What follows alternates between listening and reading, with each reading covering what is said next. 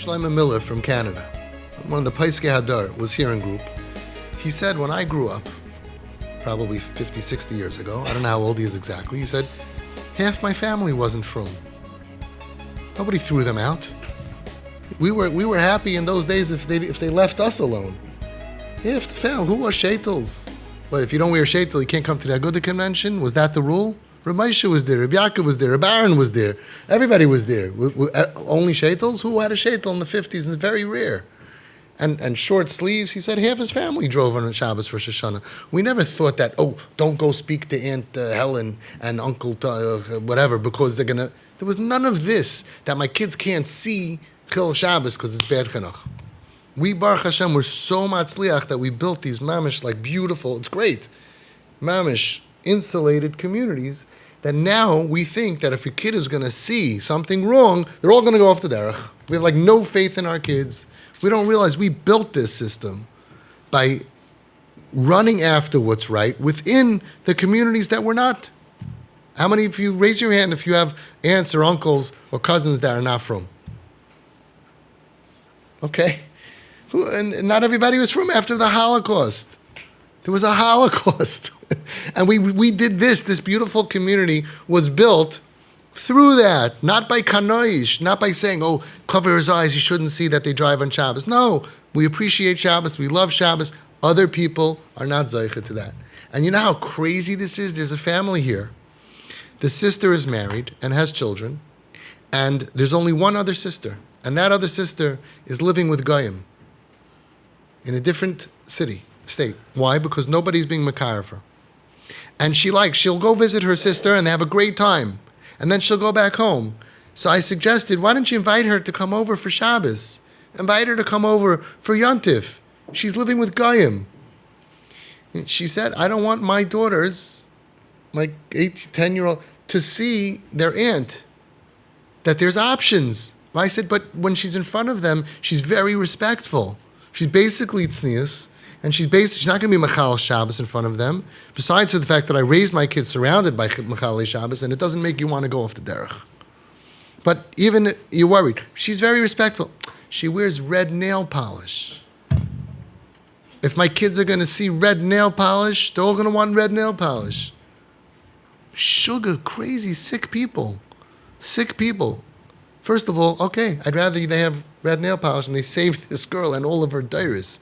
You give up a little bit, but I'm not going to go there. They don't do that. They don't just follow the weakest common denominator that seems to be available. I had a father that told me, okay, fine. I'm willing to hug my son. He's a Satmar Chassidish guy, even though he's a Megillach, even though he shaves. But not in front of the rest of my kids. He has 25 other boys at home.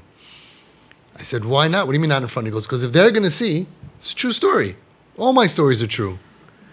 Why would I make up stories? I have all these true stories are fiction is... Not 25 brothers. I'll tell you afterwards, not on camera, how many brothers. I don't want to give away the family. And he tells me, not in front of them, because they're all going to go, they're going to share. I said, really? I mean, all of them really don't want to be Hasidish? None of them would choose a beard? They're only growing their beard because they're scared that Tati won't hug them? That's the whole chinuch system here? I said, you mean by your levaya they're going to be passing around shavers? Okay, Tati's not here anymore. Get rid of these payas. I go, why don't you think any of them really bought into what you're selling them? No, imagine, I have so many stories. I was on the phone Erev Shabbos, and I was talking to the father. His kid took off the hat, and I was telling him, you don't throw your kid out of the house, and the hat is not that important. I got up, and my kids were ready to go to shul. Baruch Hashem, I had 3 kids in black hats, and I said, Rabbi say, I'm making an announcement. If you don't want to wear a hat, you don't have to. And my 3 Baruch Hashem, very good kids looked at me like Tati lost it. I'm like, I promise you, I will love you anyway. Just take it off if it's hurting you, take it off. They're like, Ta, we're good. You want to wear brown shoes? Sorry, I'm not sure about Alexa, not you. Alexa, go to sleep. I said, you want to wear brown shoes? Wear brown shoes, for crying out loud. And people are killing their kids. I mean, it's ridiculous. I'm not scared of brown shoes, and I'm not scared of, let them, okay, does that make any sense? Yeah. To you. But the rest of the world, they can't figure it out. I forgot what I was saying. Yeah, he's Shaimisha, he's from, he's married with kids. I don't know about the ones with beards, but he's doing fine.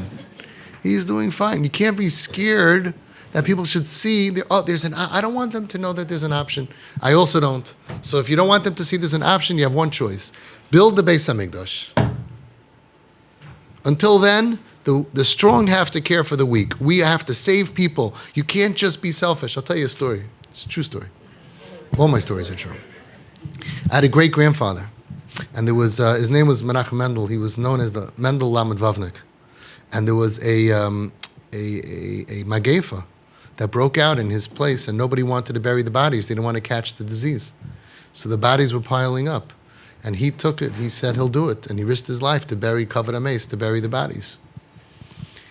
You know, I'm not saying we should be reckless, but I raised my kids surrounded by Mechalei Shabbos and surrounded by these kids, and they got stronger because of it.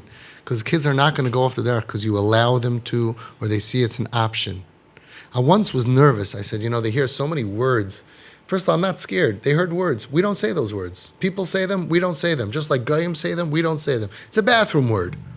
They don't. It's not an incentive to say the F word. They don't. They heard it at my Shabbos table. It's not found in any Zmiris. They heard things going on. I sacrificed. My kids got very strong because of it, because they have a sense of achrayus. Where are they going to get that from? No, we're not going to let anybody in our house, anyone who doesn't fit the mold, can't come in, don't look outside, don't. Anyway, I was nervous a little bit, and one day I was walking outside with my daughter and my son, little kids. I walk outside, there was construction going on across the street, and one guy opened his mouth, and every word he screamed out to his coworker. I'm like, oh, you see? They heard it. Shine. Is that going to make them say it? No, they know we don't talk like that. I said, Hashem was like showing me, you see? They're going to hear stuff anyway. You can't shield your children like crazy. We had a home sweet home kid who was off the derech. He said a few years before, his father took him to a Walmart. He didn't want him to see the not sneeze sticker things in Walmart. He put a bag over his head and walked around with him. That worked very well. We want to shield our kids. We want to shelter our kids. We want to limit them. We have to put filters on their phones. Sure, but we can't not be, it's a true story, be makarev our kids. We can't not do our job. You have to be makarev people, and you have to have siyata d'shmaya.